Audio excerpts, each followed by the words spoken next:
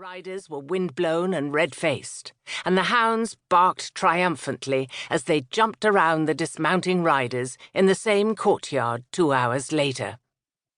The male hunters vied with bourbon-bowled bluster for recognition of their prowess on horseback. Hip flasks, silver and monogrammed, were passed around, and one found its way into Daisy's hands. She grinned at its owner, tilted it up, and took a long, fiery swig of Kentucky's finest. Raucous male laughter burst around her as she swiped her mouth with the back of her sleeve and thrust the flask back into her benefactor's hand. She'd done it. She had led the pack and jumped 6 fences and proved her mettle in grand style. And they toasted her performance in true camaraderie with their best liquor. She was too busy basking in the heat of their admiring gazes to notice the rush of footsteps behind her. It was only when her mother snagged her arm and spun her about that she realized she was in trouble. "Daisy, dear, you must be exhausted from such exertion. You simply must come along to rest and change for tea," Elizabeth Bumgarten said through lips pressed as tight as barrel staves.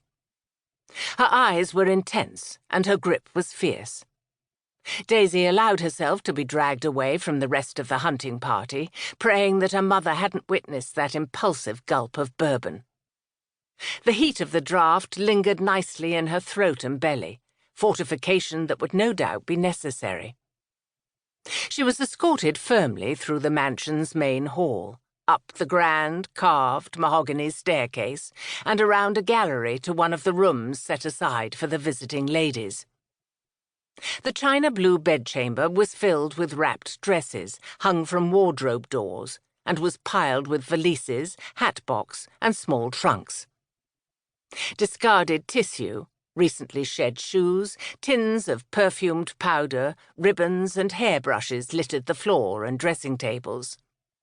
Mercifully, it was empty of ladies and ladies' maids just now, so no one else would hear the blistering Daisy was about to receive. "How dare you present yourself to these people in that... Her mother glared at Daisy's overskirt, which was still turned up in front and tucked at her waist, and then at her woolen trousers. Daisy half expected the fabric to burst into flames. "What in heaven's holy name did you think you were doing, dragging those things along?" "I can't ride sideways, Ma. I damn near killed myself the last time I tried. You try taking offense on one of those death traps." Recognizing the mistake of mentioning fences, she lifted her chin. "Unless you'd rather I just wore a damn skirt and let my naked legs show." "How dare you use such language with me?" Her mother backed her against the wall beside an open wardrobe and leaned in, an inch from Daisy's nose, where she inhaled sharply. "You've been drinking." "Just a nip, to get the blood flowing." Daisy winced. She sounded too much like her beloved Uncle Red just now, and she was fairly sure her mother wouldn't miss the similarity. Elizabeth blanched, and her mouth worked without sound. A moment later, both her voice and her colour returned with a vengeance. "You know we're here on sufferance. If Mrs. Barclay hadn't intervened to get us an invitation, this is our one chance to show we're more than just a bunch of raucous, ill-mannered Western." A gaggle of feminine voices burst into the stuffy chamber, and a second later the mahogany door swung open to the sound of Mrs. Townsend Burden's grating, high-pitched laughter. "Did you see the woman's face?" she crowed. "Purely mortified." "Rightly so," said a voice as yet unfamiliar, but betraying the tortured vowels of Boston proper. "And those bloomers, good God! Even Amelia Bloomer has given those up by now."